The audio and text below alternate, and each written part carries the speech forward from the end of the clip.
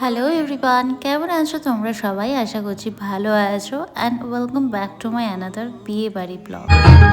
मेहंदी लगा के रखना लेने तुझे कर दिया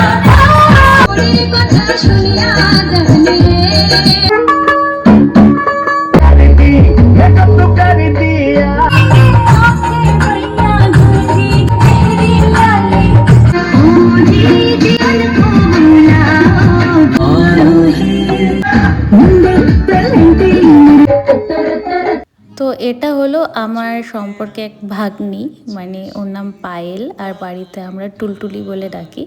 ওর বিয়ের ব্লগ পার্সোনাল আরেকজন, মানে কারো বিয়ের জন্য আমি ওর বিয়েতে অ্যাটেন্ড করতে পারিনি। লাস্ট মেহেন্দিতে গেছিলাম, মেহেন্দি ফাংশনের ভিডিও তো দেখালামই। তারপর বিয়েটা স্কিপ হয়ে গেছে কারণ আরও একজনের বিয়ে ছিল। তারপর রিসেপশানে গেছিলাম, আর এখানে বসে আমি একটু কফি এনজয় করে নিচ্ছিলাম কারণ ওদিন খুবই ঠান্ডা ছিল।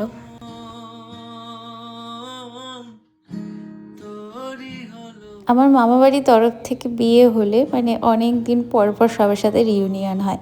এখানে সব মাসি, মেসো, মেসতাতো, দাদা, দিদি সবার সাথেই দেখা হয়ে গেছিলো।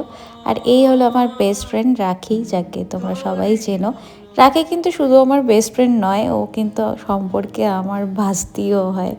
তারপর আর কি, আমরা যেহেতু কন্যাযাত্রী পার্টি, আমাদের সবার জন্য ছিল মিষ্টির প্যাকেট আর জলের বোতল। আমি আসি নাই। এরা এরা এলো। তুমি কোনে পক্ষে না বর পক্ষে? আমি নতুন ইষ্টি। তারপর চলে গেছিলাম একটু ফুচকা খেতে, আর ফুচকার ওখানে প্রচুর ভিড় ছিল। অনেকক্ষণ দাঁড়িয়ে থেকে একটু ফুচকা খেয়ে নিলাম। তারপর অনেকক্ষণ ভিডিও, ফটো এগুলো তুলেছি, ওগুলো তো আর ভিডিওতে ক্যাপচার করা হয়নি। তারপর চলে গেছিলাম মেন কোর্সের দিকে। প্রথমেই বসে দিদি ছিল রাধা পল্লবী আর চানা মশলা, তারপর ছিল ডাল, তারপর চিলি ফিশ, মুড়ি ঘন্ট, বেগুনি। তারপর এগুলো খেতে খেতে চলে আসলো পোলাও আর মাটন।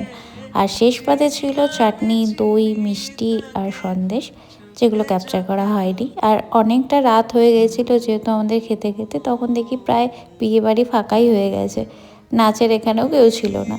তারপর আর কি দেরি না করে আমরাও বাড়ি থেকে রওনা দিলাম, কারণ ভালোই ঠান্ডা ছিল আর রাস্তায় কুয়াশাও ছিল ভালোই। তো বেশি দেরি না করে চলে আসলাম বাড়ির থেকে। তো আজকের ব্লগটা এটুকুই। আরও বিয়েবাড়ির অনেক ব্লগ আসতে চলেছে, তো সেগুলো দেখার জন্য আমার চ্যানেলটি কিন্তু ফলো করে রেখো।